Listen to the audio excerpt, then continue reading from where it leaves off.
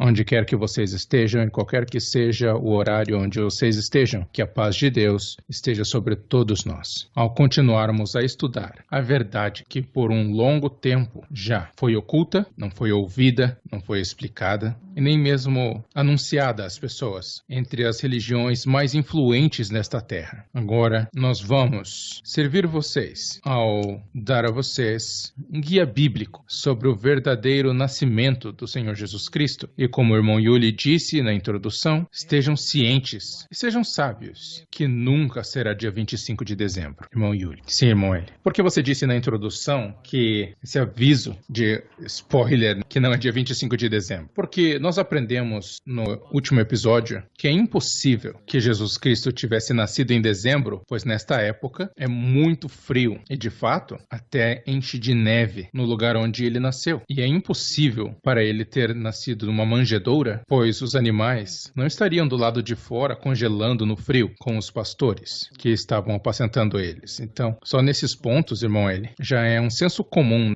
ou lógica dita que ele não nasceu em 25 de dezembro ou em qualquer dia de dezembro, porque dezembro é um mês de extremo frio lá para os animais estarem fora no campo à noite. Para a informação geral, que no meio de dezembro começa o inverno pesado em Israel, significando que ali pelo dia 25 de dezembro o inverno já está no seu nível máximo, se formos colocar numa escala, numa medida. Por isso, todo o terreno em Belém, o lugar que a Bíblia diz que foi onde o Senhor Jesus Cristo nasceu, estava coberto de neve. E o incidente na Bíblia não teria como acontecer no dia 25 de dezembro. Quando Cristo nasceu, a Bíblia diz que haviam pastores no campo que estavam fazendo vigílias à noite no campo, apacentando seus rebanhos. Então não era uma noite de inverno, irmão Yuli. E você também nos disse que é impossível que Jesus Cristo nascesse em dezembro, porque quando Herodes fez o censo, é impossível que as pessoas viajassem nessa época, porque era muito, muito frio. E isso iria desencorajar as pessoas de viajarem no inverno. Então seria menor a chance das pessoas poderem ser recenseadas e tributadas para aquele alistamento, o recenseamento que César Augusto ordenou, decretou a todo o Império Romano na época, quando a terra de Israel estava debaixo do poder do Império Romano na época. Então era impossível que um imperador sábio em um dos impérios mais estudados e sábios na terra por longo tempo decretasse esse recenseamento ou alistamento durante o inverno, porque as pessoas não teriam como ir para se alistar, se registrar em suas cidades, porque eles teriam dificuldades para viajar. Então as circunstâncias ao redor do nascimento de nosso Senhor Jesus Cristo, se realmente fosse 25 de dezembro, não estariam em conformidade com a lógica ou com as condições básicas do ser humano, como a Igreja Católica alega ser uma das igrejas cristãs mais antigas existentes e a igreja que tem o maior número de membros cristãos, que eles se dizem, né? Mas mais uma coisa é que todos os seus estudiosos que fizeram que as pessoas acreditassem que Jesus nasceu em 25 de dezembro é uma grande ignorância da Bíblia. É como se fosse cego da realidade. O dia 25 de dezembro não permitiria essas situações que foram descritas na Bíblia. Mas, como nós falamos no episódio passado, passando as bases dessas probabilidades e improbabilidades que envolvem o nascimento do Senhor Jesus Cristo. Agora eu quero iniciar a nossa conversa, irmão Yuli, em busca de informações prováveis, de um tipo de investigação de um caso que é levado ao tribunal. Então vamos levar isso ao tribunal da Bíblia. Se você concorda, nós vamos chamar testemunhas e autoridades, e os nossos ouvintes serão os juízes, o júri, se estamos falando sobre a verdade ou não. Primeiramente, você sabia, irmão Yuli, que o nascimento do Senhor Jesus Cristo, a data exata, não é um assunto interessante para os cristãos? Sim, irmão Eli, nós também falamos sobre isso no último episódio, porque ainda que Maria e José, sendo os pais, ou no caso José sendo um pai adotivo, por assim dizer, e Maria sendo mãe de Jesus Cristo, é claro que eles sabiam qual o dia, a hora em que seu filho nasceu. E eles não celebraram esse dia na Bíblia. Na Bíblia não tem registro de eles terem comemorado o nascimento ou o aniversário do Senhor Jesus Cristo, porque nós aprendemos, através do último episódio, que celebrar o nascimento do Senhor Jesus Cristo na carne é diminuir o seu primeiro nascimento, que foi na eternidade. E os verdadeiros cristãos sabem o significado disso. Por isso, eles nunca celebraram celebraram o aniversário de Jesus Cristo. Você nunca vai encontrar um versículo na Bíblia que os cristãos tenham celebrado o seu nascimento, o aniversário, como você explicou no último episódio, porque eles sabiam que há, como você falou, um nascimento melhor que Jesus teve, que foi quando ele foi gerado por Deus na eternidade, para ser rei dos reis e que reinará no período de 1000 anos que está por vir. Isso que é mais importante para os verdadeiros cristãos e para as pessoas que creem na Bíblia. Sim, isso é verdade. Uma coisa, irmão Yuli, que eu quero implantar nessa conversa de hoje é que se o nascimento de Jesus Cristo na carne fosse celebrado pela igreja no primeiro século, por que Mateus, Marcos, João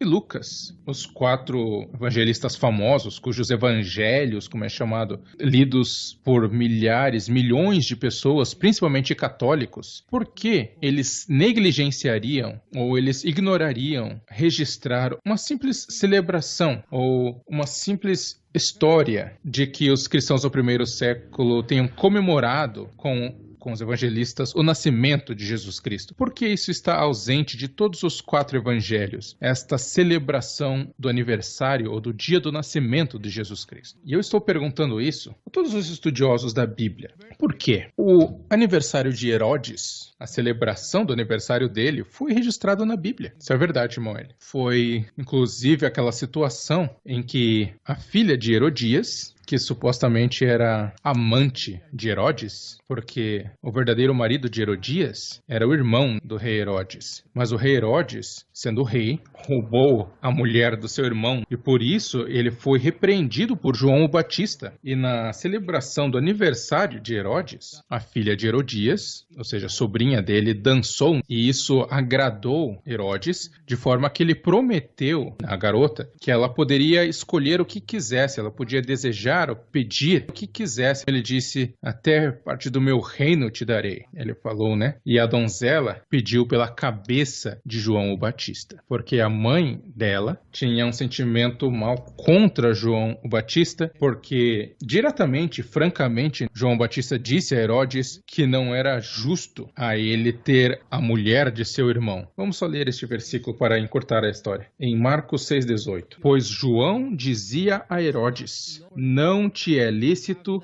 ter a mulher de teu irmão. Versículo 19. Por isso, Herodias lhe guardava rancor e queria matá-lo, mas não podia. Versículo 20. Porque Herodes temia a João, sabendo que era varão justo e santo, e o guardava em segurança, e ao ouvi-lo, ficava muito perplexo, contudo de boa mente o escutava. Versículo 21. Chegado, porém, um dia oportuno, quando Herodes, no seu aniversário natalício, ofereceu um banquete aos grandes da sua corte, aos principais da Galileia, versículo 22. Entrou a filha da mesma Herodias, e dançando, agradou a Herodes e aos convivas. Então o rei disse à jovem, pede-me o que quiseres, e eu te darei. Versículo 23. E jurou-lhe, dizendo, tudo o que me pedires, te darei, ainda que seja metade do meu reino. Versículo 24. Tendo ela saído, perguntou à sua mãe, que pedirei? Ela respondeu, a cabeça de João o Batista. Versículo 25. E tornando logo com pressa à presença do rei, pediu, dizendo, quero que imediatamente me des, num prato, a cabeça de João o Batista. Versículo 26. Ora, entristeceu-se muito o rei, todavia, por causa dos seus juramentos, e por causa dos que estavam à mesa, não lhe a quis negar. Versículo 27. O rei, pois, enviou logo um soldado da sua guarda, com ordem de trazer a cabeça de João. Então ele foi e o degolou no cárcere. A situação da morte de João Batista, a morte dele aconteceu durante o aniversário de Herodes. Se você é um evangelista enviado por Deus, e você sabe que o nascimento do Senhor Jesus Cristo é muito, muito mais divino do que o de Herodes, será que você, por acaso, iria registrar o aniversário de Herodes, mas iria ignorar o aniversário de Jesus Cristo, a celebração celebração do dia do nascimento de Herodes, mas não o do dia do nascimento do Senhor Jesus Cristo. Todos os evangelistas não registraram nem uma celebração sequer do aniversário de Jesus Cristo. Entretanto, eles registraram sobre o aniversário de Herodes. Isso foi nos fazer pensar, será que isso é intencional, de eles não terem escrito a celebração, ou será que nenhuma celebração houve? O que você acha, irmão Yuli? Eu acho que não houve celebração alguma, porque se houvesse, eles teriam registrado, eles teriam escrito, como escreveram sobre o evento da morte de João Batista durante o aniversário de Herodes. Sim.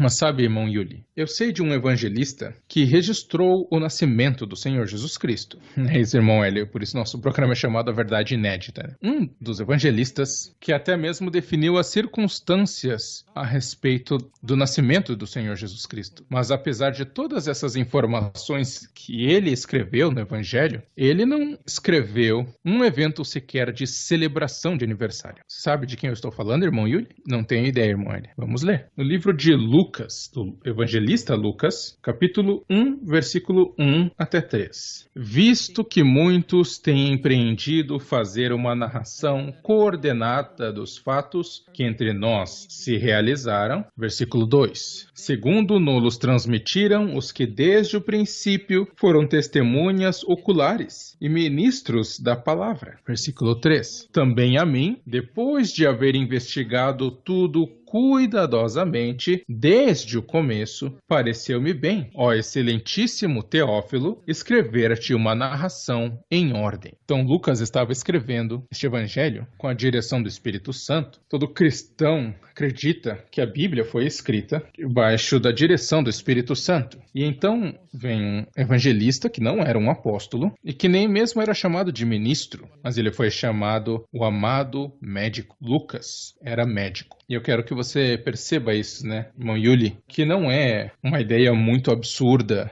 ou insensata de que Lucas não era uma pessoa muito estudada, pois ele era um médico na época, ele não era um farsante nem nada assim. Em Colossenses 4,14, vamos ler quem era Lucas, segundo o apóstolo Paulo. Saúda-vos Lucas, o médico amado, e Demas. Então, pelas próprias palavras do apóstolo Paulo, ele disse Lucas, o médico amado.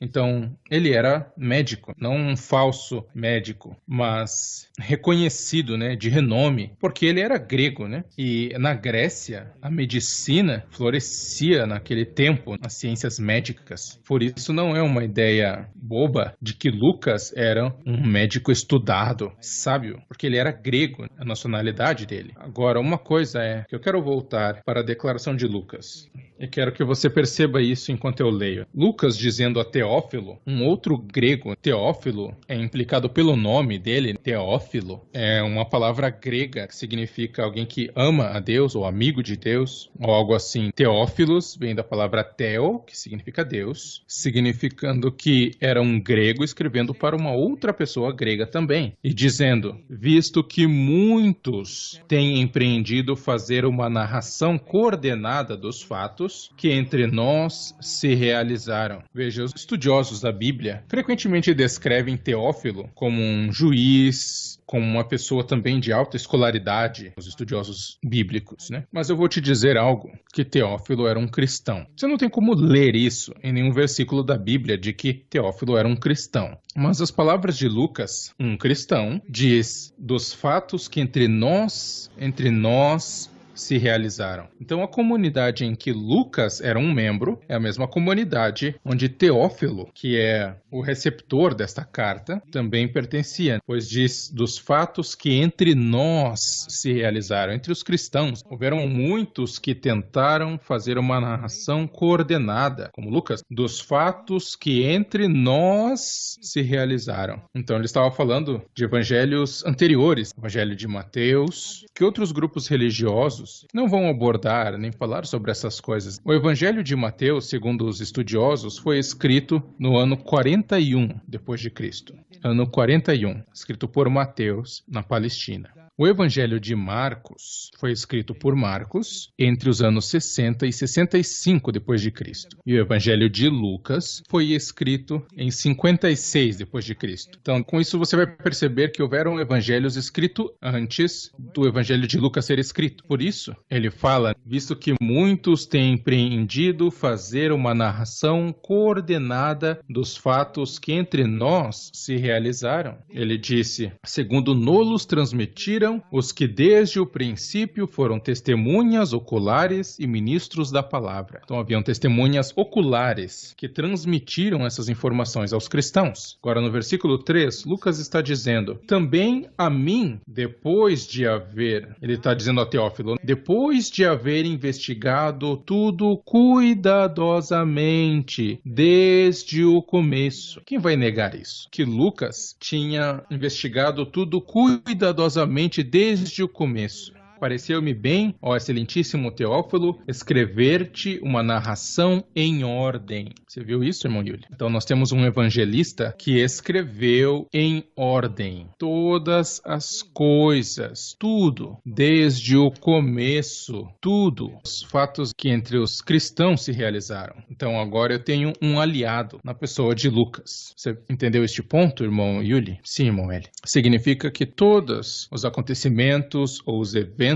importantes, se tratando dos cristãos no primeiro século, Lucas os registrou, os narrou em ordem. Exatamente. E agora vamos provar a autenticidade das palavras de Lucas. Como ele escreveu em ordem todas as coisas, tudo desde o começo. Vamos ler em Lucas 1:5. Houve nos dias do rei Herodes, rei da Judeia, um sacerdote chamado Zacarias, da turma de Abias, e sua mulher era descendente de Arão e chamava-se Isabel. Versículo 6. Ambos eram justos diante de Deus, andando irrepreensíveis em todos os mandamentos e preceitos do Senhor. Versículo 7. Mas não tinham filhos, porque Isabel era estéril e ambos avançados em idade. Você percebeu, irmão Yuli, o que eu estou dizendo? Que Lucas era um médico estudado? Sim, irmão Eli. Por quê? Porque Lucas registrou até mesmo a respeito da idade de Zacarias, pai de João o Batista, e de Isabel. Zacarias era idoso, avançado de idade, e Isabel era estéril, e não tinham filhos. E o que aconteceu? Versículo 8. Ora, estando ele a exercer as funções sacerdotais perante Deus, na ordem da sua turma, versículo 9, segundo o costume do sacerdócio, preciso parar você aí, irmão Yuli, Zacarias era um sacerdote, estando ele a exercer as funções sacerdotais, segundo o costume do sacerdócio. Então havia um costume do sacerdócio no tempo dos israelitas. Para nós entendermos isso um pouco mais tarde, Zacarias era um dos sacerdotes no período que ele foi determinado. Se você for ler o versículo 8, quero que vocês prestem atenção nisso, irmãos, também. Ora, estando ele, Zacarias, a exercer as funções sacerdotais perante Deus, na ordem da sua turma. Então Lucas está falando a verdade, que ele escreveu tudo em ordem. Ele até mesmo escreveu sobre a ordem da turma do sacerdócio, do costume do sacerdócio, em que Zacarias, o pai de João o Batista, estava incluso. E lembre-se que no versículo 5, se formos voltar ao versículo 5, houve nos dias do rei Herodes, rei da Judeia, um sacerdote chamado Zacarias, da turma de Abias. Então, Lucas foi completo na sua descrição de que Zacarias era um sacerdote na turma de Abias. Agora, ao que eu vou chamar de lista da turma dos sacerdotes. Não temos como mostrar na tela para vocês por ser um podcast, mas vamos ler a função do sacerdote e quais eram as turmas dos sacerdotes no Antigo Testamento. Eles lançaram sortes, ou fizeram um tipo de sorteio e escolheram as turmas, a ordem das turmas. Por favor, irmãos, sejam pacientes ao ouvir estes versículos que nós vamos ler. Em 1 Crônicas 24, 5, vamos ler. Assim foram distribuídos por sortes, tanto uns como os outros, porque havia príncipes do santuário e príncipes de Deus, tanto dentre os filhos de Eleazar, como dentre os filhos de Itamar. Versículo 6. E os registrou Semaías, filho de Netanel, o escrivão, dentre os levitas, diante do rei, dos príncipes, de Zadok, o sacerdote, de Aimeleque, filho de Abiatar, e dos chefes das casas paternas, entre os sacerdotes e entre os levitas, tomando-se uma casa paterna para Eleazar e outra para Itamar. Versículo 7. Assim, a primeira sorte saiu a Jeoiaribe, a segunda a Jedaías, a terceira a Harim, a quarta a Seurim, versículo 9, a quinta a Malquias, a sexta a Miamim, versículo 10, a sétima a Hakos, a oitava a Abias, né? Então esse Abias, irmão Yuli, era uma das turmas, a que era especificamente a turma de Zacarias, pai de João Batista. E eu parei exatamente para perceberem que o oitavo sorteio caiu a Abias. Agora vamos continuar, irmão Yuli, para mostrar a eles completo. Versículo 11, a nona a Jesuá, a décima a Secanias. Versículo 12, a undécima a Eliasibe, a duodécima a Jaquim. Versículo 13, a 13ª a Upá, a 14ª a Jezebeabe, versículo 14, a 15ª a Bilga, a 16ª a Imer, versículo 15, a 17ª a Ezir, a 18ª a Apizes, versículo 16, a 19ª a Petaías, a 20ª a Jeesquel, versículo 17, a 21ª a Jaquim, a 22ª a Gamul, versículo 18, a 23ª a Delaías, a 24ª a Maazias. Versículo 19. Esta foi a distribuição deles no seu serviço, para entrarem na casa do Senhor, segundo lhes fora ordenado por Arão, seu pai, como o Senhor Deus de Israel lhe tinha mandado. Então, esta, irmão Yuli, é a ordem das turmas dos sacerdotes. Um a um, eles iriam entrar na casa do Senhor para servirem como sacerdotes, num tempo específico do ano. E como você leu, houveram 24 turmas, quando eles fizeram os sorteios, lançaram sortes. E a oitava pertencia à turma de Abias. Agora, 24, eles serviriam durante um ano. Então, você os dividiria em 2. Cada mês tinham 2 turmas, 2 sacerdotes que ficariam na casa do Senhor. Lembre-se que 24 divididos por 2 é 12. 12, que é um ano todo. 12 meses, um ano todo, em que o sacerdote estaria na sua função sacerdotal na casa do Senhor, funcionando como sacerdote. E por haver 24 turmas, então haveriam 2 cada mês para completar os 24. Então, um ano inteiro, 12 meses, cada mês 2 turmas, ou sacerdotes. E outra coisa que precisa entender, irmão Yuli, é que desses 12 meses, às vezes 13, no calendário hebraico. Então, eu vou mencionar os meses. O primeiro mês do calendário hebraico é o mês Nissan, depois Iyar, depois Sivan, o quarto é Tammuz, o quinto é Ab, o sexto é Elul, o sétimo é Tishri, o oitavo é Hershban, o nono é Kislem, o 10º é Tevet, o 11º é Shebat e o 12º é Adar. E às vezes havia um mês extra, mas nem sempre, que era o Adar 2, por assim dizer, o segundo mês de Adar. Então, para vocês entenderem, irmãos e irmãs, coincidindo, isso era no calendário hebraico, para fazer um paralelo com o calendário romano, gregoriano, que nós temos agora, que praticamente quase todo mundo usa, na maior parte dos continentes do mundo, irmão Yuli, o mês de Nissan, o primeiro mês do calendário hebraico, começa entre o meio de março até o meio de abril do calendário que nós usamos, o gregoriano. Você entendeu, irmão? Sim, irmão. O Nissan, primeiro mês do calendário hebraico, começa entre o meio de março e o meio de abril. Essa é a comparação. Então, o primeiro mês do calendário hebraico começa por volta do dia 15 de março até 15 de abril, aproximadamente. Esse é o equivalente. Então, essa é a maneira de ler o calendário hebraico. Quando você diz o mês de Nissan, se entende que o primeiro dia de Nissan é a metade do mês de março no calendário gregoriano. E o fim do Nissan será por volta do dia 15 de abril no calendário romano que nós utilizamos. Então, o segundo mês vai começar por volta do dia 16 de abril até 15 de maio. É mais ou menos isto. Agora, estes meses seriam servidos por 24 sacerdotes ou turmas. Todo mês, 2 turmas ou sacerdotes serviriam no templo, na casa de Deus. Todo mês. Então, se nós formos considerar a função sacerdotal de Zacarias, era na segunda metade do mês de Tammuz, que é por volta do dia 15 de junho, porque Tammuz é meio de junho até meio de julho. Como sacerdote, ele serviria, Zacarias, o pai de João Batista, iria servir a primeira metade do mês de julho, do dia 1 a aproximadamente dia 15. Então, essa era a turma de Abias no ano. Eu vou ler outra vez para que fique bem claro para vocês, irmãos e irmãs. Em Lucas 1:5, como Lucas declarou,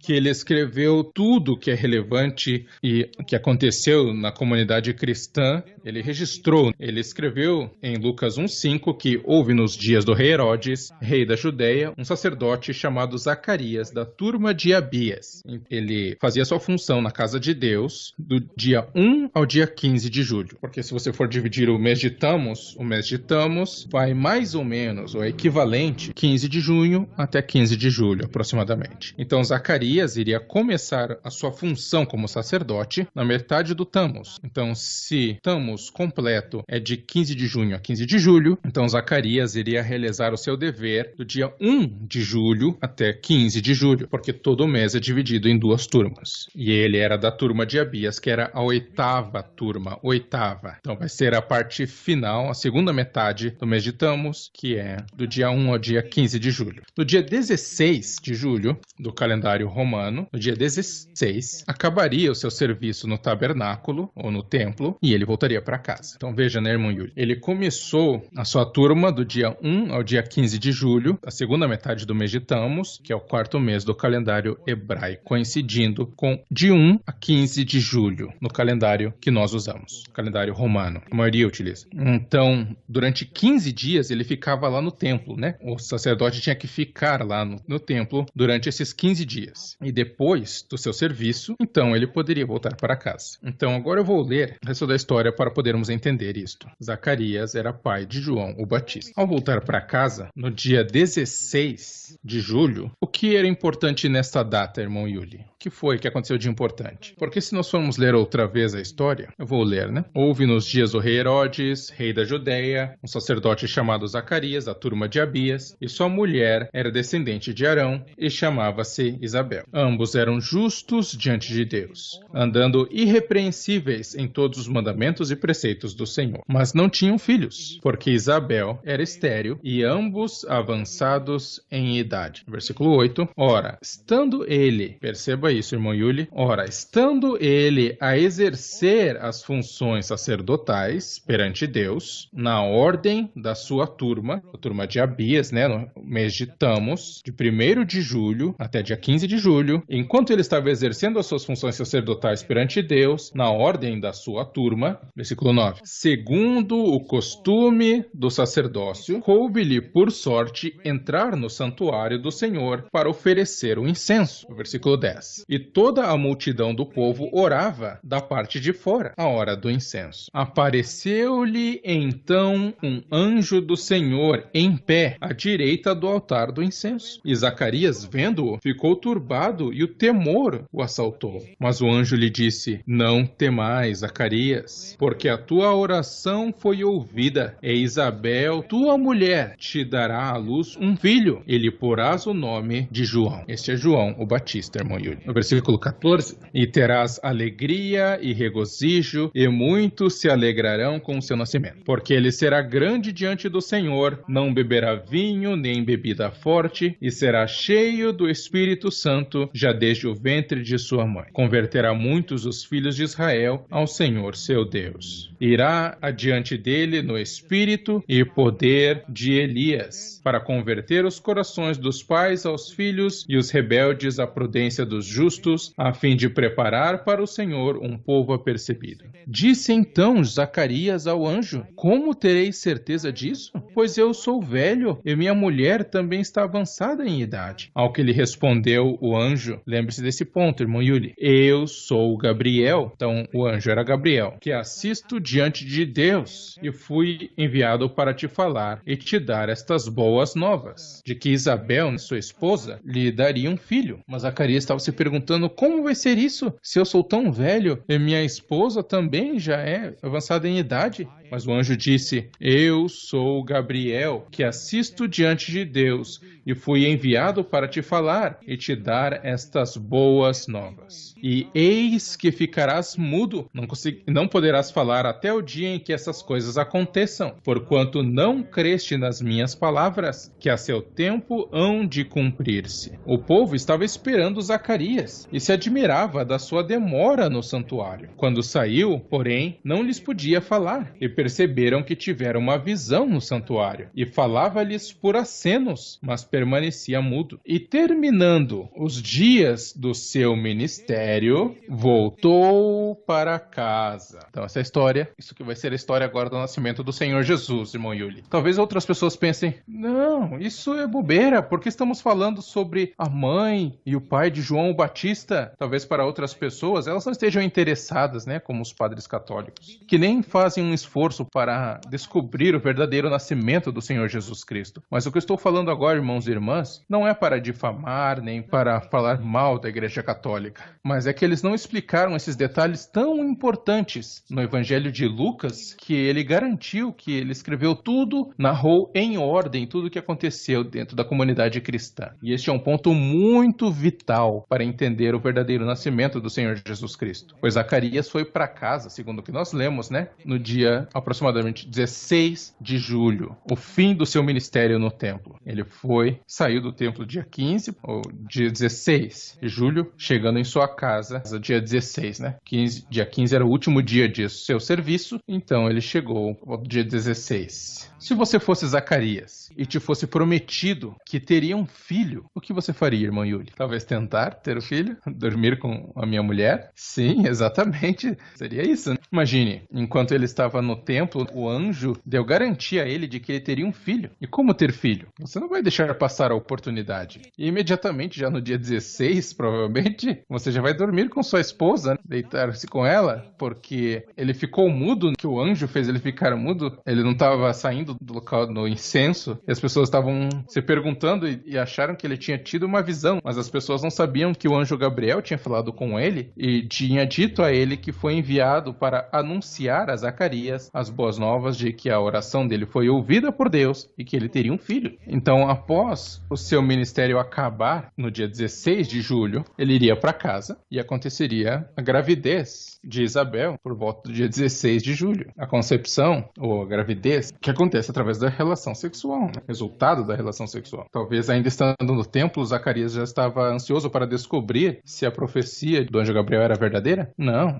Ele acreditou completamente no anjo depois que ele ficou mudo. Talvez por isso ele tenha ficado muito animado para chegar em casa, e talvez ele já abraçou sua esposa e disse à esposa dele as boas notícias de que eles teriam um filho. E se você fosse Zacarias e Isabel, talvez ela tenha crido também, porque ambos eram justos. Talvez eles tenham sentido essa vitalidade, esse ânimo, como aconteceu com Sara, esposa de Abraão, que engravidou já estando com mais de 90 anos de idade, né? Ela sentiu força, vigor para poder gerar a Isaac, né? O mesmo aconteceu também com Zacarias e Isabel. Naquele tempo não tinha Viagra, mas tenho certeza de que a força que foi sentida por Zacarias e Isabel era mais do que tomar doses de Viagra. Sem malícia, né? Isso aconteceu no dia 16 de julho do calendário romano, ou do fim do termo ou da turma de Abias, em que Zacarias era sacerdote. Agora, o que é surpreendente para mim é um outro registro de Lucas, Lucas também, dizendo que depois de 6 meses... Você sabe o que aconteceu, irmão Yuli? O que aconteceu, irmão Eli? Vamos ler em 1:26 de Lucas. Ora, no 6º mês, foi o anjo Gabriel enviado por Deus a uma cidade da Galileia, chamada Nazaré, a uma virgem desposada com um varão, cujo nome era José, da casa de Davi, e o nome da virgem era Maria. Versículo 28. E entrando o anjo, onde ela estava, disse: Salve, agraciada, o Senhor é contigo. Versículo 29. Ela, porém, ao ouvir estas palavras, turbou-se muito e pôs-se a pensar que saudação seria essa. Versículo 30. Disse-lhe então o anjo: Não temas, Maria, pois achaste graça diante de Deus. Versículo 31. Eis que conceberás e darás à luz um filho, ao qual porás o nome de Jesus. Versículo 32. Este será grande e será chamado Filho do Altíssimo. O Senhor Deus lhe dará o trono de Davi, seu pai. Amém? Amém, irmão Yuli? Então, agora nós temos uma história completa, de Lucas, o evangelista, como ele disse que havia narrado tudo em ordem.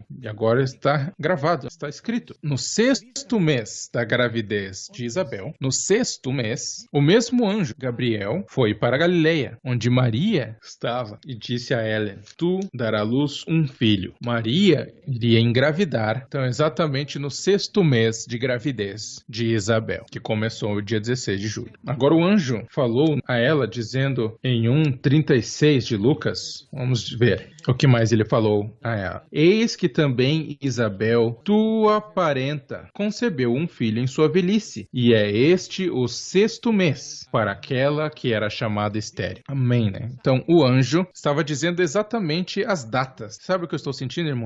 Eu estou sentindo como se Lucas estivesse dando pistas para decifrarmos o verdadeiro nascimento. E é exatamente o que eu estou tentando mostrar, irmão Yuli. São como farelos de pão, que foram deixados para nós coletarmos e formarmos um enigma, um quebra-cabeça sobre a data do nascimento de Jesus. É isso que eu estou percebendo de Lucas, a sua declaração muito detalhada. Ele disse que Maria, a Virgem Maria, ele disse: você conceberá, ele disse. E eis que também Isabel, tua parente, concebeu um filho em sua velhice. E é este o 6º mês para aquela que era chamada estéril. Então, quando Maria concebeu ou engravidou, João o Batista já tinha 6 meses no ventre de Isabel. Então, agora nós vamos ter uma dica de quando Isabel iria dar à luz a João o Batista. Se Isabel engravidou dia 16 de julho, então você vai contar 9 meses, certo? 16 de julho, e vai contar 9 meses. Se formos colocar da maneira dos homens, teve uma pesquisa que foi feita com as evidências de nascimento.com.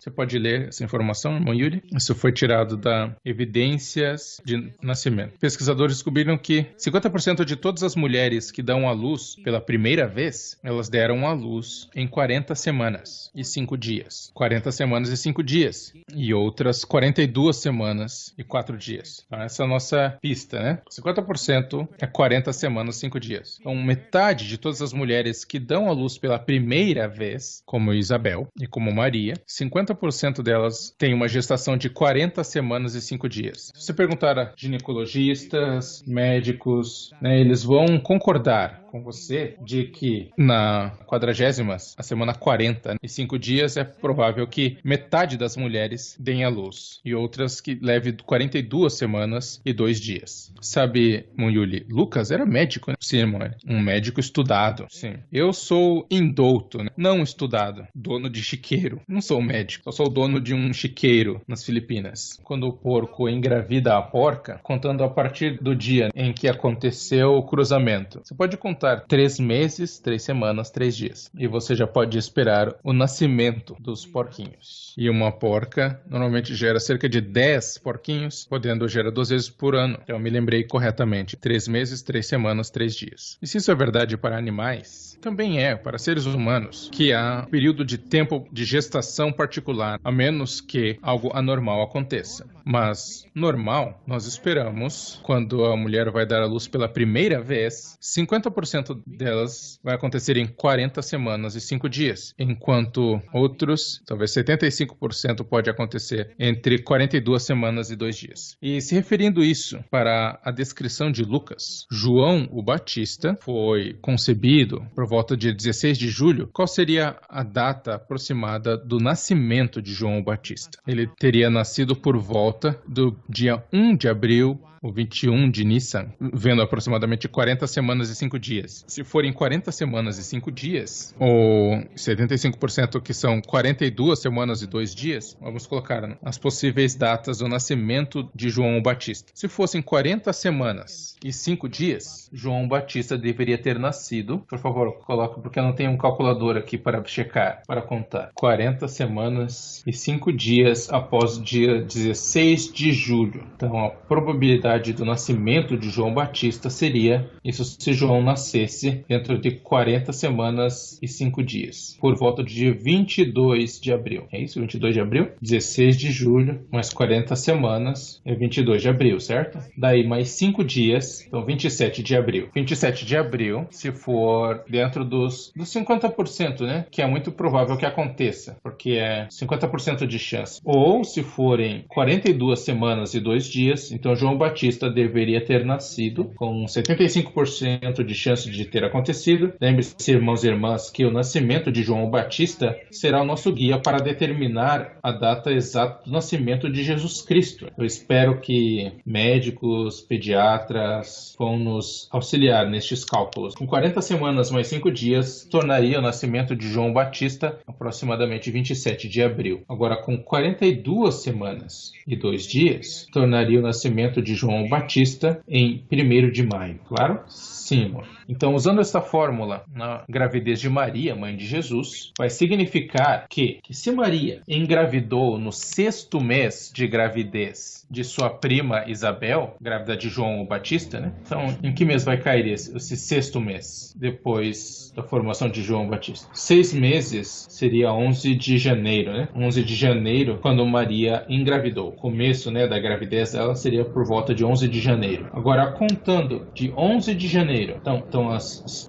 probabilidades são de 50% se deu à luz pela primeira vez, ou 75% de probabilidade, que levaria 42 semanas e 2 dias, ou por baixo 40 semanas e 5 dias. Então é mais provável que seriam 42 semanas e 2 dias. Se você for pegar a gravidez completa, né? Porque, segundo Lucas, foi uma gravidez completa que aconteceu com Maria, né? Por isso, eu estou dizendo que Lucas era um médico estudado, né? Vamos ler no livro de Lucas, capítulo 2, versículo 5. A fim de alistar-se com Maria, sua esposa, que estava grávida. Versículo 6. Enquanto estavam ali, chegou o tempo em que ela havia de dar à luz. Aí está. Então, a gravidez completa aconteceu com Maria. Não foi prematuro, não foi atrasado. Então, ela deu à luz quando ela havia de dar à luz mesmo, no tempo certo. Porque Lucas era médico, né? E ele que estava registrando isso. Então ele disse que enquanto estavam ali, né, em Belém da Judéia, chegou o tempo ou os dias em que ela havia de dar à luz. Significando que a gravidez completa, a gestação completa, inclusive os dias ou o tempo exato, foi gravado por Lucas. E se aconteceu nas probabilidade de 50%, então Cristo teria nascido, se fossem 40 semanas e 5 dias, a partir de 11 de janeiro, é 29 de setembro, mais 5 dias, então a probabilidade é por volta do dia 4 de outubro, 5 de outubro. Isso para a chance de 50%, né? Com uma gestação de 40 semanas e 5 dias. Agora, se fossem 42 semanas e 2 dias, com 75% de chances de acontecer, então 42 semanas mais 2 dias, ele teria nascido 12 de outubro, meio dessas datas. O nascimento do Senhor Jesus Cristo provavelmente seria na 1ª ou 2ª semana de outubro. Então, os católicos estão celebrando um Natal, ou um dia de nascimento do Senhor Jesus Cristo, bem atrasado, né, irmão Ellis? E talvez as saudações podem ser até toleradas, né? Saudações de feliz aniversário atrasado. Mas, normalmente, você não celebra o seu aniversário de uma maneira atrasada, né? Lembre-se, irmãos e irmãs, após 40 semanas e 5 dias de gestação, vai ficar entre 29 até dia 4 de outubro, mais ou menos. Então, a probabilidade é que o Senhor Jesus Cristo tenha nascido na primeira semana de outubro. Pode ser, por exemplo, 4 de outubro. Se nós pegarmos a probabilidade de 75%, que são de 42 semanas mais 2 dias, ele teria nascido entre 6 a 12 de outubro. Então, nós temos datas exatas agora. Exato na semana, se não no próprio dia. Então, nós não vamos tentar adivinhar ou colocá-lo no dia 25 de dezembro. Mas aí, irmão, nossa premissa na abertura é que nós deixamos no último episódio que dezembro é um mês frio. E quanto a outubro? Outubro não era um mês frio em Israel, né? É outono lá. O inverno começa na metade de dezembro. Então, 25 de dezembro é inverno pesado, né? O inverno já. Por isso, a área lá de Belém já está coberta de neve, porque o inverno começa lá em dezembro, na metade de dezembro. Segundo o que está acontecendo na realidade, como acontece aqui no Brasil, Yuli. O inverno aqui começa em julho, mas não chega a nevar, talvez em alguns lugares, alguns poucos lugares no Brasil, mas não aqui onde moramos. Mas a probabilidade é que lá, o que é em dezembro, o que é verdade, né? Que a área lá em Belém da Judéia, em dezembro, dia 25 de dezembro, está coberto de neve. Lembre-se que a probabilidade do nascimento de Jesus é na primeira ou segunda semana de outubro, que é outono em Israel. Sim,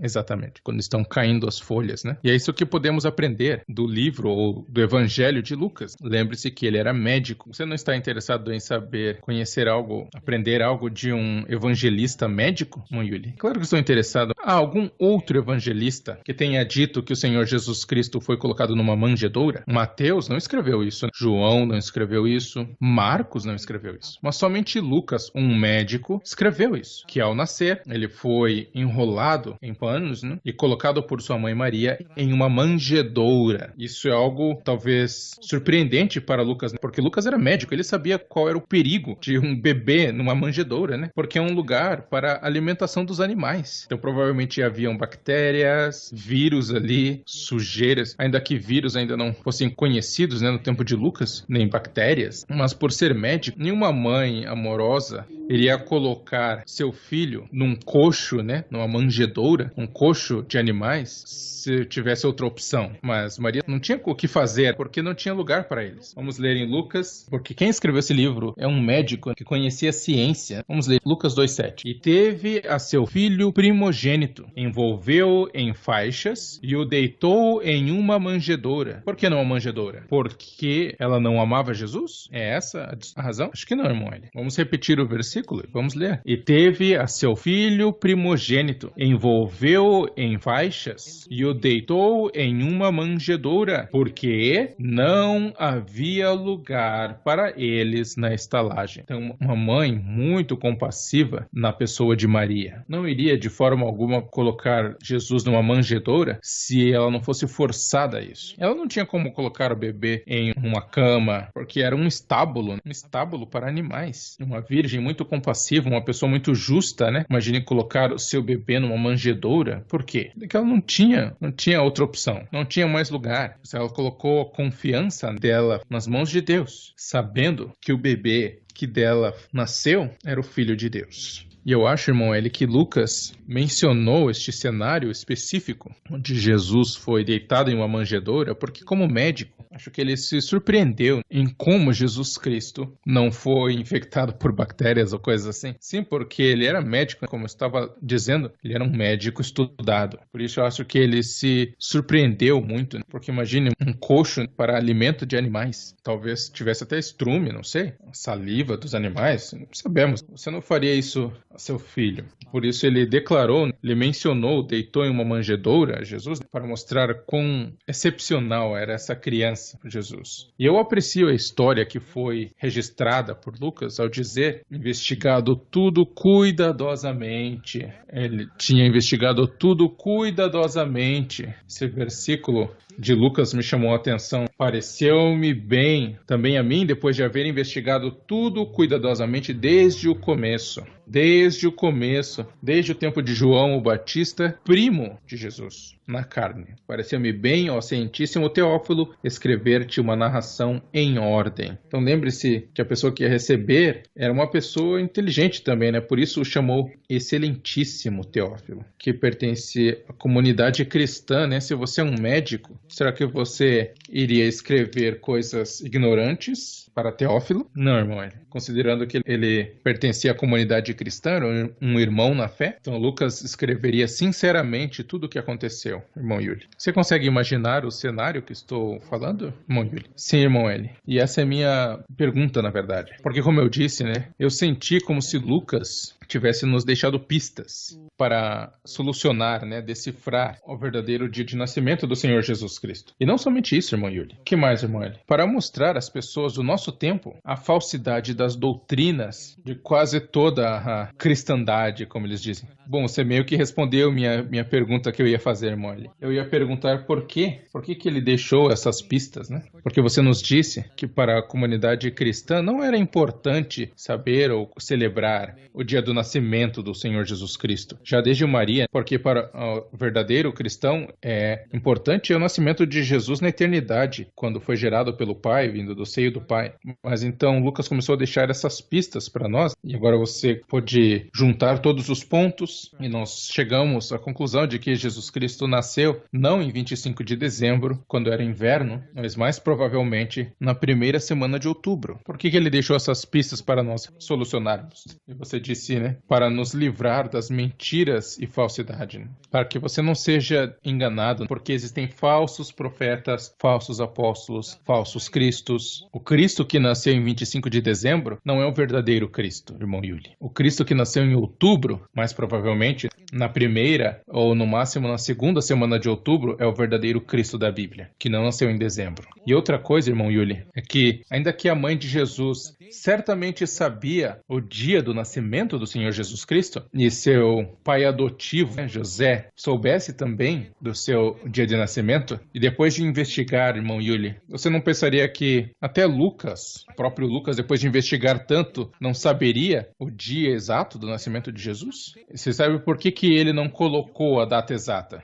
Houveram datas exatas que foram estabelecidas na Bíblia, como por exemplo a Páscoa no dia 15 de Nissan, a festa dos tabernáculos, a festa do Pentecostes. Eles tinham datas exatas na Bíblia. Agora imagine Lucas alegando ter investigado tudo cuidadosamente desde o começo, chegando a um entendimento pleno de tudo o que aconteceu, dos fatos que se realizaram, e ele disse que estava escrevendo isso, uma narração em ordem, e daí ele não mencionou o dia do nascimento de Jesus Cristo. Nós somente estamos calculando agora em qual semana, né? Qual semana, não o dia exato, mas a semana que é entre a primeira semana ou segunda semana de outubro. Então, irmão Yuli, uma coisa que eu quero que os nossos ouvintes entendam é que, enquanto Maria sabia o dia exato do nascimento de Jesus, José sabia, Lucas provavelmente sabia também, Pedro também, João, o discípulo amado de Jesus. Não me diga que eles não sabiam. Se você fosse João, o discípulo amado, você não perguntaria a Maria a data exata do nascimento de Jesus? Você não perguntaria a Maria? Na cruz, quando o Senhor Jesus Cristo estava morrendo, ele entregou os cuidados de sua mãe a João. Vamos ler esse versículo em particular. Em João 19, 26. Ora, Jesus, vendo ali sua mãe e ao lado dela o discípulo a quem ele amava, disse a sua mãe: Mulher, eis aí o teu filho. Versículo 27. Então disse ao discípulo: Eis aí tua mãe. E desde aquela hora, o discípulo a recebeu em sua casa. Então Maria passou os últimos dias da vida dela na terra nos cuidados do discípulo amado de Jesus, João. Imagine, né, irmão Yuli? E desde aquela hora, o discípulo a recebeu em sua casa. Significando, irmão Yuli, que Maria foi cuidada por João. Será que por acaso João não sabia o dia do nascimento do Senhor Jesus? Mas provavelmente ele sabia. Não mais provavelmente, mas certamente ele sabia. Ele viveu, morou com a mãe de Jesus, né? É esperado que João soubesse. Mas nenhum deles Lucas registrou, escreveu a data exata, porque eles creem na divindade do Senhor Jesus Cristo, que nasceu na eternidade pelo Pai. Anotar e fazer grandes celebrações no seu nascimento da carne iria diminuir a grandeza e o valor do seu nascimento na eternidade em espírito. Quando o Pai lhe disse: "Tu és meu filho, hoje te gerei." Então eles estavam guardando essa memória da divindade do Senhor Jesus Cristo, de maneira que o seu nascimento ninguém ficasse sabendo, ainda que soubessem, eles não celebraram. Então o meu ponto, irmão Yuli, é que os católicos, protestantes, evangélicos, etc., todos aqueles que foram persuadidos pela Igreja Católica para crer que Cristo nasceu em dia 25 de dezembro, vocês todos foram vítimas da falácia da Igreja Católica Romana. Ainda que essas pessoas soubessem a exata data do nascimento de Jesus, eles não celebraram como os católicos estão fazendo agora no dia 25 de dezembro, numa suposta dia de nascimento do Senhor Jesus Cristo. Você entender, irmão Yuri?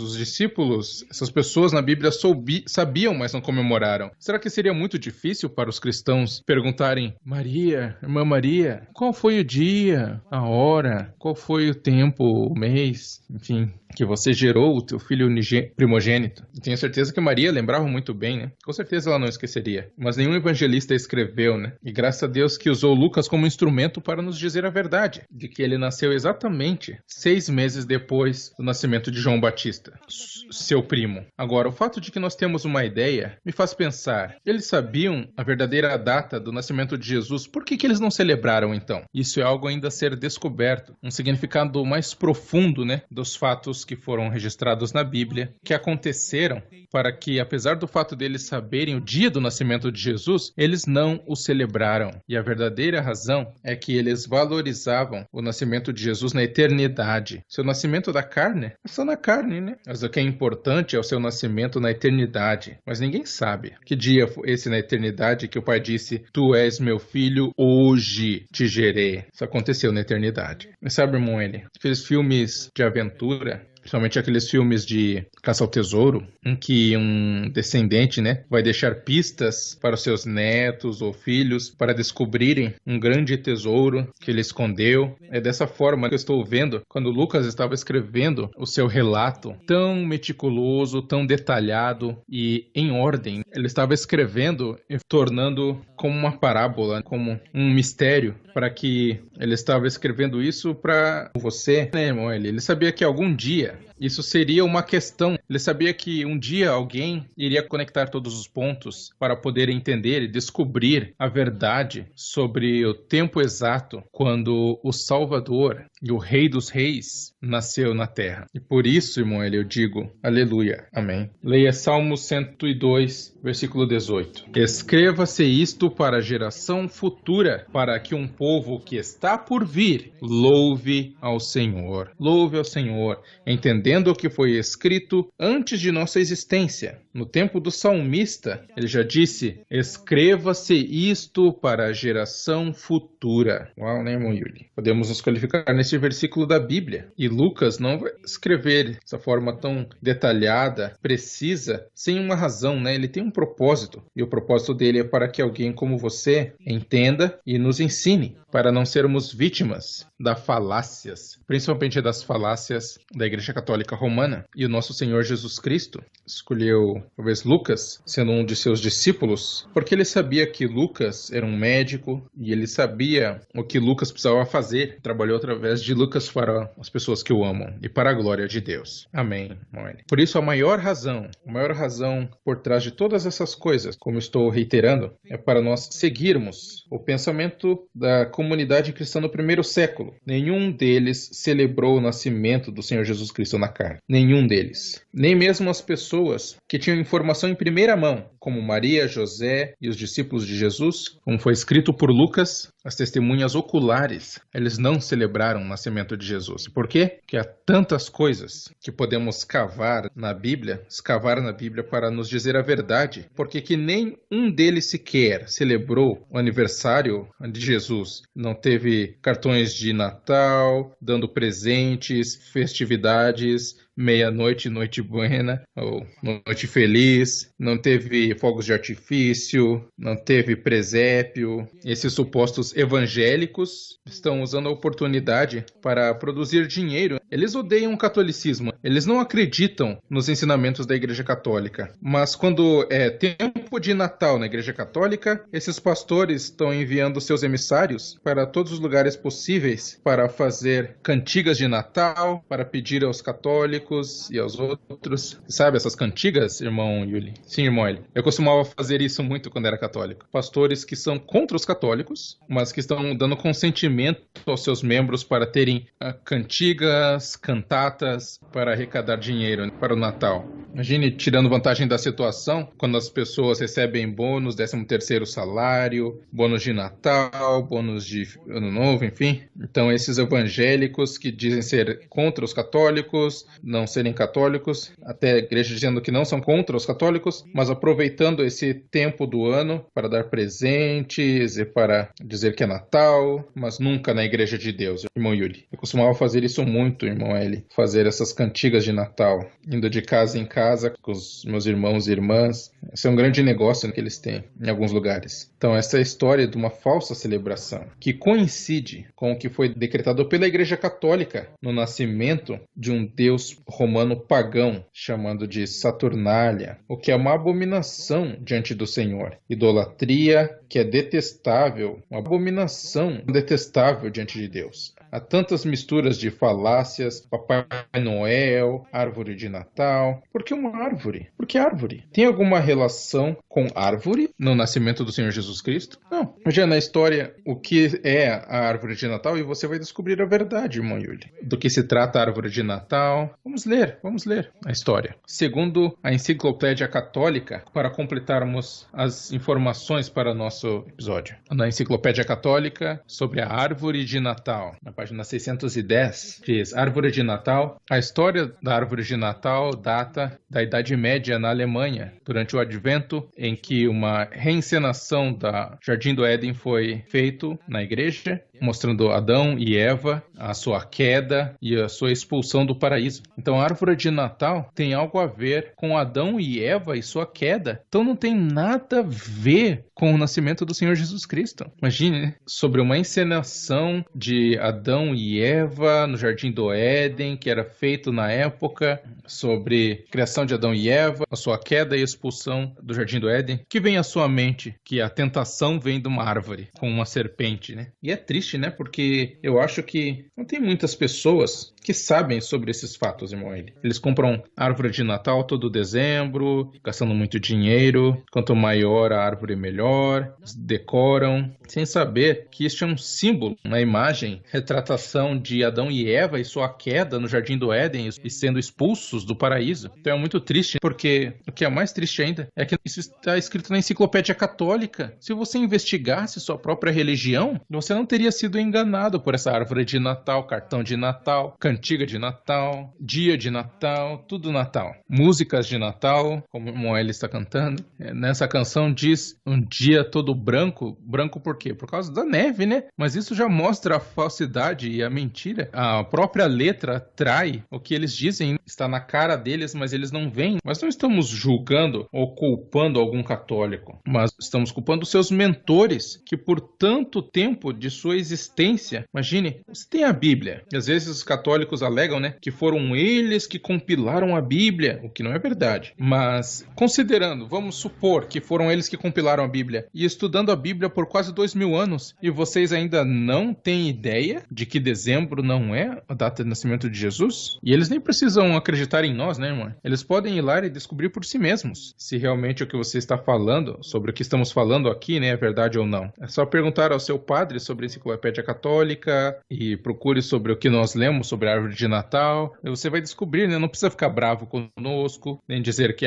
porque nós somos isso, somos aquilo. Eles podem descobrir por si mesmos, vocês podem descobrir por si mesmos, irmãos e irmãs. Como católico, você tem uma obrigação de checar se sua religião realmente está fazendo a coisa certa. E eu quero repetir, irmão Yuli, que há pessoas lá, naquele tempo, que sabiam a data exata, né? Como Maria, José, talvez a maior parte dos discípulos de Cristo na época, dos cristãos no primeiro século. E por que eles não celebraram? chegaram. Nem um momento sequer foi relatado, mas é porque tem uma grande razão por trás disso. Qual é a razão, irmão Eli? De que o Senhor Jesus Cristo é divino. Ele não tem princípio e fim, porque ele nasceu na eternidade. Sim. E eles não querem diminuir isso só para celebrar um nascimento na carne. Sim. Eles sabiam o significado de seu nascimento na eternidade. E é isto que eles valorizam. Os verdadeiros cristãos valorizam e sabem que o Senhor Jesus Cristo nasceu do Pai na eternidade para ser Rei dos Reis e reinar nos 1000 anos. E graças a Deus que nosso irmão Lucas escreveu essas coisas para que não sejamos vítimas, não caiamos nas armadilhas dos lobos devoradores sobre ovelhas ingênuas. E graças a Deus por esse episódio tão maravilhoso. Graças a Deus, louvado seja o Senhor, e que Deus guie os nossos ouvintes para descobrirem por si mesmos também a verdade. Estamos fornecendo a vocês os versículos que nós lemos e as informações que estamos lendo também, até as referências nos livros da Igreja Católica, vão provar a vocês que 25 de dezembro não é o nascimento de nosso Senhor Jesus Cristo. E agora vamos dar tempo para ler comentários e as reações de nossos ouvintes, os comentários nas mídias sociais de Arman Velasquez. Ainda que José e Maria soubessem a verdadeira data do nascimento de Jesus Cristo, por que não foi mencionada na Bíblia? Mesmo os apóstolos não escreveram nenhuma celebração de aniversário do Senhor, então é muito óbvio que os cristãos não foram instruídos pelo Senhor Jesus Cristo para celebrar seu aniversário. Em um certo instante, o aniversário de Herodes foi celebrado na Bíblia, mas por que o dia do nascimento de Jesus não foi nenhuma vez mencionado? Isso é para que não observemos tais tradições.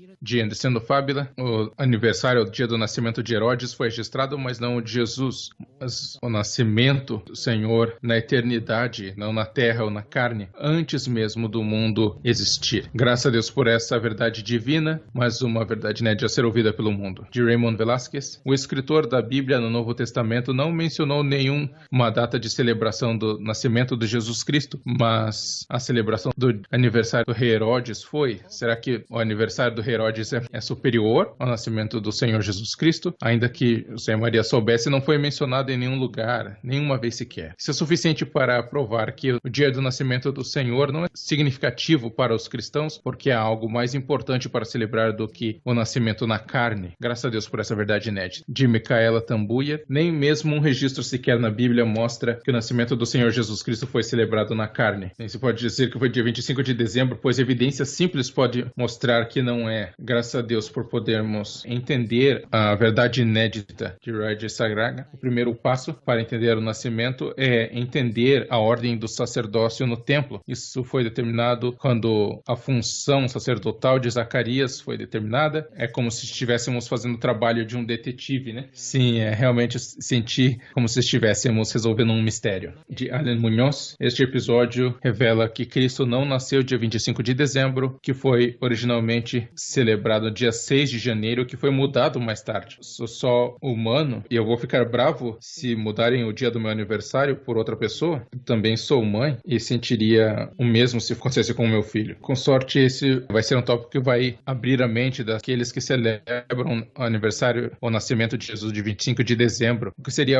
absurdo ele ter sido nascido numa manjedoura numa noite fria de inverno. É hora de acordarmos para a verdade e reconhecer o verdadeiro ensinamento da Bíblia. Essa é a declaração mais detalhada do nascimento do Senhor Jesus Cristo, uma parte por muita ignorância, mas graças a Deus por essa revelação. De Luke Orban, uau, é visto nitidamente o nascimento do Senhor Jesus Cristo. Basta olhar. A Bíblia não somente é uma prova viva da história, mas é uma obra de arte e matemática também, que precisa de um como me maravilha, graças a Deus por um pregador meticuloso na luz das Escrituras, Sagrada Escritura. Um tópico muito oportuno, escondido por tanto tempo, graças a Deus por essa sabedoria inédita para todos aqueles que acreditam que 25 de dezembro é o nascimento do Senhor Jesus Cristo. Vocês foram enganados por muitos anos pelos ensinamentos católicos, mas graças a Deus por essa verdade inédita da Bíblia, que agora estamos livres dessa mentira. De Cispurin, graças a Deus por essa verdade inédita, isso abre os olhos de todos nós, baseado na lógica e cálculo matemático que nosso Senhor Jesus Cristo não nasceu no mês de dezembro, graças a Deus. Nicadriza, terminar o verdadeiro nascimento do Senhor Jesus Cristo é como decifrar um código que só uma pessoa que é guiada pelo Espírito Santo pode decifrar, decodificar. É como se Lucas tivesse em mente que nem todos conseguiriam decodificar. De Rosalind Bereia Sabanha, realmente a Bíblia é um livro maravilhoso, uma grande sabedoria. O nascimento do Senhor Jesus Cristo na carne foi revelado a nós nesse dia, que a maior parte das pessoas celebram erroneamente no dia 25 de dezembro. O livro de Lucas nos disse a contagem da gestação de Maria. Então é matemática simples que nunca foi ouvido, somente agora. Realmente é maravilhoso, a verdade inédita. Bom, ele não para de nos surpreender.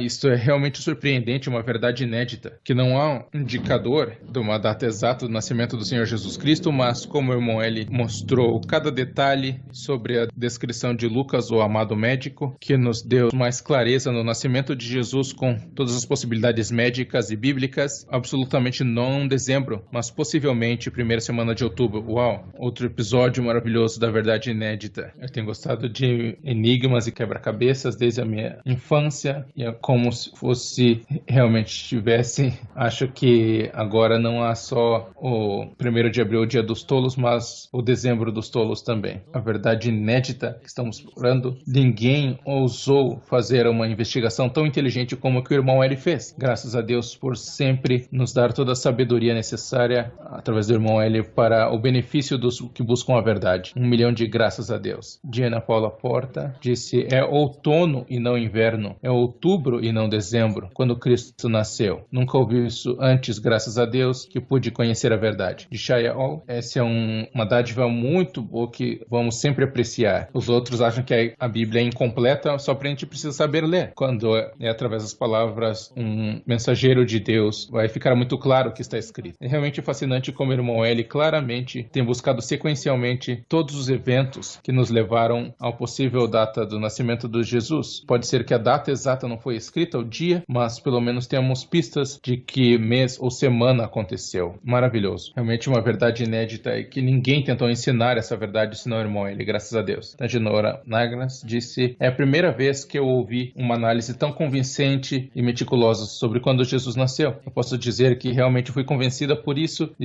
me sinto tão abençoada por entender essa sabedoria da Bíblia. Tanto, por isso realmente amei, porque me deixa muito feliz para começar o meu dia. De Clarissa Soares, bom sucesso. Uau, outra verdade inédita. Ainda que eles soubessem da data do nascimento na carne, eles não celebraram. Essa é a razão para conservar a divindade do Senhor Jesus Cristo nascendo na eternidade. Outro, 1 milhão de graças a Deus. Outro disse: o entendimento perfeito de Lucas nos deu entendimento da verdade sobre o nascimento de Cristo. Deus nos deu esse entendimento completo, irmão Eli, para podermos descobrir a verdade inédita em nosso tempo. Sem o entendimento completo do Evangelho de Lucas e toda a sequência dos eventos, ninguém pode descobrir o que ouvimos esta noite, porque não temos como encontrar essas informações nos outros evangelhos. É somente maravilhoso como arduamente o irmão Eli tem buscado e mostrado até mesmo os possíveis dias do nascimento de Jesus Cristo na Terra. É isso. Esses são somente alguns dos comentários de nossos fiéis buscadores da verdade, irmão Eli. Estamos mais do que felizes e gratos. Mais uma vez, fomos iluminados por Deus, através, claro, do seu humilde servo, sobre esse tópico maravilhoso. Irmão Eli? Sim, esperamos que, ao continuarmos a nos esforçarmos a levar informações para o resto da humanidade, e se possível, o maior número de buscadores da verdade, que sempre oram pela direção de Deus para nos dar boca e sabedoria para falar a verdade. Talvez com isso todo o mundo nos odeie, mas nosso objetivo, nossa intenção é para servir as pessoas, os buscadores da verdade, para que eles tenham fé vinda da palavra de Deus e não fé vindo de doutrinas inventadas ou doutrinas feitas por homens, que são abominação diante de Deus. Em Marcos 7:7, irmãos e irmãs, diz: mas em vão me adoram, ensinando por doutrinas os preceitos de homens. Qualquer mandamento ou ideia que o homem tenha inserido em nosso pensamento, em nossos corações, por falsos pregadores, falsos profetas, fazem nossa adoração a Deus em vão. Que sejamos guiados por esse ensinamento do Senhor Jesus Cristo. E nós desejamos a vocês não um Feliz Natal e nem um feliz aniversário atrasado, mas desejamos a vocês um próspero ano que está por vir, cheio do amor e da compaixão de Deus por todos nós. Que Deus abençoe vocês. E mais uma vez, queremos agradecer a Deus, acima de tudo, por sempre nos fazer humildes instrumentos para compartilhar a verdade verdade inédita, que as pessoas em todas as partes do mundo devem ouvir. Graças a Deus também por nossos buscadores da verdade que sintonizaram esta noite. É sempre um grande, enorme prazer poder servir a todos vocês. Este é seu humilde apresentador, Yuli Villamin. Se junte a nós na próxima vez em nossa outra sabedoria inédita na Bíblia, aqui na Verdade Inédita, porque você